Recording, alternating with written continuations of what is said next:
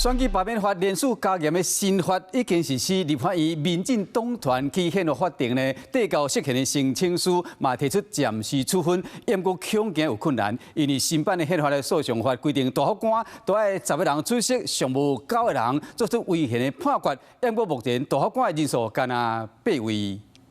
不信正义换不回。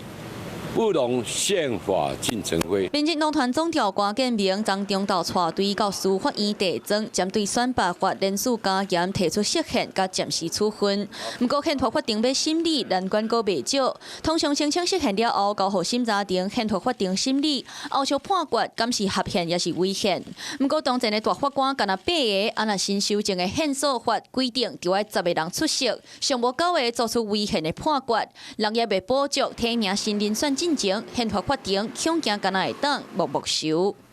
如果这个宪法法庭人数不够，总统提名人数没有补足的话，希望总统能够在2个月内能够来提出适当的人选。针对违宪的法案来提请释宪，申请暂时处分，这个是我们该进行的救济手段。总统对于大法官的提名，相信也依据总统的职权，这些部分我们也都无权置喙。选罢法的新法烧到释宪战场，按那共一时间的罢免条，民进党伫为考地格就接到真情，互人伪造罢免联署单，就到北检来起灵告发，嘛共款是认为互那赢针对。另外，黄捷伫咧面册压了，选民投诉甲近8签过罢免联署单所收到查询单。所以我也会依法来进行告发，包括有刑事责任的伪造文书，还有是不是有不法取得个人资料。民进党针对要防止幽灵联署、选罢法的修正草案，又跑去宪法法庭啊！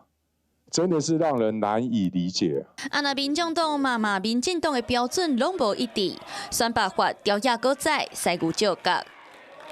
Hello， 我是庄慧琪。想要抢先掌握最及时的新闻资讯吗？赶快订阅、按赞、开启小铃铛，锁定华视新闻 YouTube 频道。